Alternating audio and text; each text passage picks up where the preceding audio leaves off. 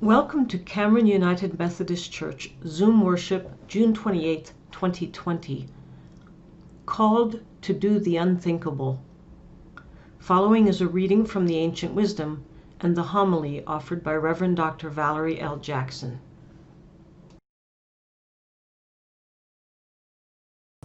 In the book of Exodus, chapter 3, verses 1 through 12, the story of Moses at the burning bush. Moses was keeping the flock of his father-in-law Jethro, the priest of Midian. He led his flock beyond the wilderness and came to Horeb, the mountain of God. There, the angel of the Lord appeared to him in a flame of fire out of a bush. He looked, and the bush was burning, yet it was not consumed. Then Moses said, I must turn aside and look at this great sight and see why the bush is not burned up. When the Lord saw that Moses had turned aside to see, God called to him out of the bush. Moses, Moses. And Moses said, Here I am. Then God said, Come no closer. Remove the sandals from your feet, for the place on which you are standing is holy ground. God said further, I am the God of your father, the God of Abraham, the God of Isaac, and the God of Jacob. And Moses hid his face, for he was afraid to look at God. Then the Lord said, I have observed the misery of my people who are in Egypt. I have heard their cry on account of their taskmasters. Indeed, I know their sufferings, and I have come down to deliver them from the Egyptians and bring them up out of that land to a good and broad land, a land flowing with milk and honey, to the country of the Canaanites, the Hittites, the Amorites, the Perizzites, the Hivites, and the Jebusites. The cry of the Israelites has now come to me. I have also seen how the Egyptians oppress them. So come, I will send you to Pharaoh to bring my people, the Israelites, out of Egypt. But Moses said to God, Who am I that I should go to Pharaoh and bring the Israelites out of Egypt? God said, I will be with you, and this shall be the sign for you that it is I who sent you. When you have brought the people out of Egypt, you shall worship God on this mountain.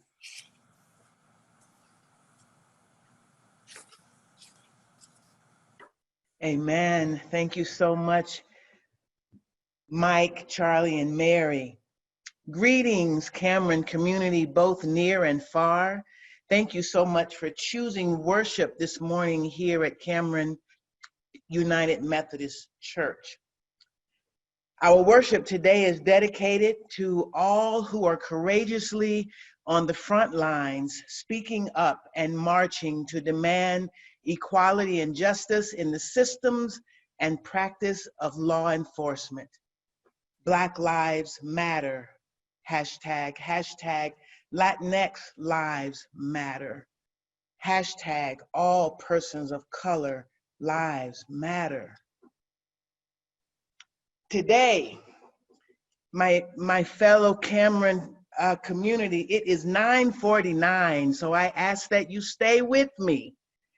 Stay with me as I seek to do justice for the story of Moses. Called to do the unthinkable. Today we conclude our series of We Are All Men, spelled with an X, to be inclusive of all identities of men. The first Sunday we explored the raw deal given to the first man that we know as Adam, a harsh verdict that is often afforded to the firstborn child by persons who are inexperienced in the daunting role of parenthood. The second Sunday, we reviewed the young life of twins, Jacob and Esau, exploring the possibility that sometimes we as parents adversely impose our perspectives and paradigms on the truths and identities of our children. And we wondered what might have been different for Jacob if his dad could have loved him just as he was. The third Sunday, which was Father's Day, we celebrated all who father and are fathered by honoring the lived experiences and stories of 5 wonderful men right here in our faith community: Gary, Neil, Gordon, Mike, and Jason. And today, we pause to reflect on the divine and mysterious call story of the Hebrew Bible patriarch, Moses. Moses, a Hebrew man, born to the tribe of Levi, which is one of the 12 tribes of Israel. It is the tribe responsible for the priestly and spiritual leadership of the nation of Israel. His parents were Amram and Jochebed. His siblings were Miriam and Aaron. But Moses did not grow up with his siblings. For you see, to save his life at a time when newborn sons had targets on their backs set by the king of Egypt, Moses' mom made a brave decision to put Moses in a basket and place him in the Nile River to be discovered by Pharaoh's daughter, who found him, named him, and raised him as her son in the Egyptian palace. So Moses grew up as an Egyptian boy, an Egyptian man. Moses was an heir to the Egyptian throne. Wow, you see, the murdering of Black and brown men is not at all a new idea, a new concept, a new reality. Moses, my friends, was and is a big deal. He is what we could call a celebrity of ancient wisdom. He is synonymous with the Torah, which is also known as the Pentateuch, which means the first 5 books of the Hebrew Bible: Genesis, Exodus, Leviticus, Numbers, and Deuteronomy, all of which is also known as the 5 books of Moses. Yes, my Cameron family, Moses is a big deal. And I believe that Moses is a big deal because he said yes to God's call to do not only that which seems impossible, but also to do the unthinkable. And not only did Moses say yes, he successfully fulfilled the call to do the unthinkable. There are many callings. We are called from the dimension of spirit to the dimension of earth. We are called daily to be human beings living in community with each other. We are called to figure out who we are for real and to courageously live that life no matter what. We are called to dream, to pursue dreams. We are called to care for the elderly, the vulnerable, the sick, and the shut in. But then there is the paradigm shift calling, the life-changing calling, the calling that turns your life upside down, the calling that shifts a job to a purpose, the calling that shifts a career to a vocation. A vocational calling is many things, but it is never small or average. It is never easy. It is never convenient. It is never cheap. It will cost more than money. This is what Dietrich Bonhoeffer talked about in his book, The Cost of Discipleship. This type of calling is never humanly possible, but sometimes it is also unthinkable. In this case, the unthinkable is being called to speak, write, teach, preach, and fight for the liberation and freedom of others.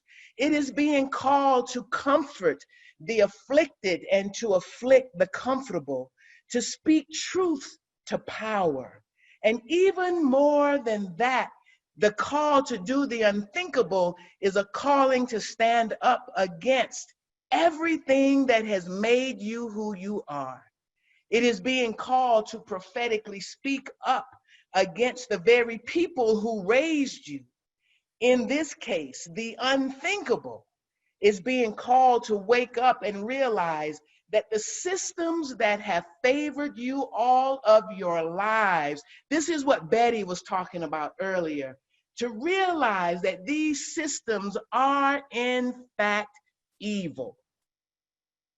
The call to do the unthinkable is a calling to dismantle the master's house with new tools, with new systems, with new language, because according to Audre Lorde, you cannot dismantle the master's house with the master's tools. Think about this, Cameron. The Pharaoh's daughter reared Moses, clothed Moses, fed Moses, taught Moses his ABCs, taught Moses how to count, took him to his first day of school, took him on his first hike. And then here comes God. When Moses is 80 years old, living outside of the metropolis of Egypt, here comes God saying to Moses, I have heard the cries of my people, and I am coming down to save them, to deliver them from the bondage and oppression of Egypt. It is no longer enough for you, Moses, to have left the system. It is no longer enough that you are no longer participating in the system or living in the metropolis. You must now go back and take the system down. This is what Charlie was calling us to a few weeks ago when he told us that we have to take this administration down. God showed up to Moses in the form of a burning bush that was not consumed and said, I need you to go and lead my people out of that system into a new way of life. Oftentimes, the agonizing call to do the unthinkable turns into a movement, much like what we are seeing today in examples like the Dixie Chicks changing their names to the Chicks, much like Lady Antebellum changing their name, her name, to Lady A. Disney changing the name and the story of Splash Mountain, one of the most popular rides in the park.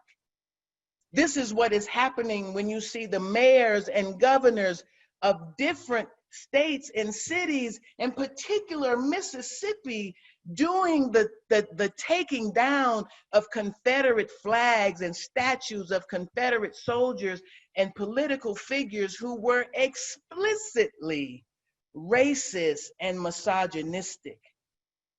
This is why Uncle Ben's, the famous Uncle Ben's, they are taking down the picture of the butler or the house Negro, if you will, from the box of rice, or the Aunt Jemima pancakes.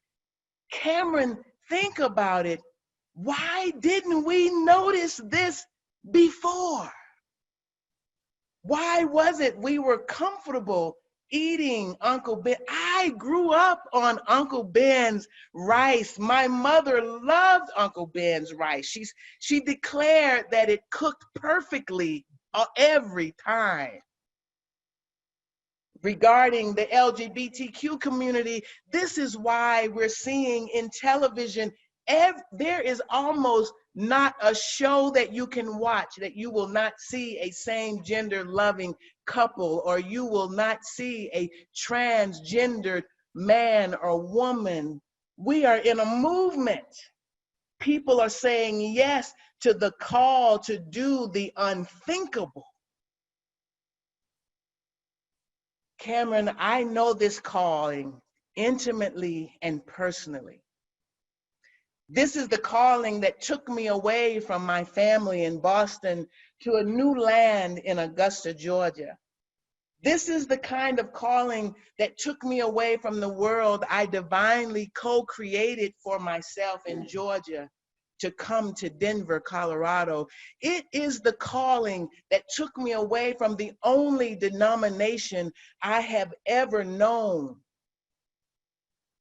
From the time I was born, I was taken to the church.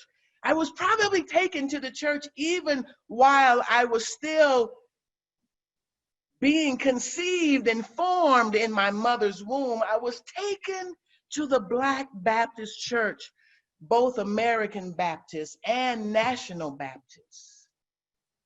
It is in the Black Baptist Church that I was taught who I am and that I am a child of God, even though my skin is black. It is in the Black Baptist Church that I would get beat up out in the world, but would go to on Sundays to be put back together again. And yet, the call to do the unthinkable compelled me to rise up and speak truths to powers in the Black Baptist Church about their failure to honor and liberate women. It is a call that compels me deeply to love and pastor a people whose ancestors enslaved my ancestors, sold my ancestors, beat my ancestors, lynched and burned my ancestors. Yet the call to do the unthinkable compelled me to leave the Black Baptist Church to share a love with all people, because we must become one. So Cameron, amid the medical and humanitarian pandemic, it is time for us to wake up from that which is familiar and comfortable, and that which has always been, to rethink how we do things, to risk our privileges. This is what Tiffany does every day when she shows up to the hospital to care for those who are sick, to care for those who are sick with COVID-19, even though it puts her life at risk. This is what Kim did when she put her life at risk by stepping out to the marches in Littleton to say, this is enough. This is what Debbie Gowan-Smith was doing when I first arrived at Cameron, when she went to Hawaii to stand for justice for the homeless. This is what Jason, Kate, and Loveland are doing on a daily basis when they had to teach their young little girl that she is seen as different in this society. When Jason had to decide to come from the background and to step into the forefront to have courageous and brave conversations. It is time, Cameron, for us to ask, what unthinkable thing am I being called to do? Are we being called to do? Or as Dr. Lee has said it so many times before, what are we being called to become because of this, that we could not become without it? Cameron, if we are still seeking to get back to what was, to get back to what was normal, we are missing it. What was normal and traditional is no longer good enough. In fact, it never was good enough. We just didn't realize it. We didn't listen to the stories of those who were trying to tell us that we're not there yet. It is no longer good enough. And our children, our grandchildren, and our great-grandchildren are flooding the streets declaring that this will not do. Our children are flooding the streets telling us, how could you live in a system like this for so long? Our children are calling us to go higher. They're calling us to do better. And to borrow a quote from Gordon's story last week, we are being called to release ourselves from the obsession with ourselves. For in order to do what we have never done, we have to be whom we have never been. And to be whom we have never been, Cameron, we have to think what we have never thought, say what we have never said, and go where we have never gone. Let us pray.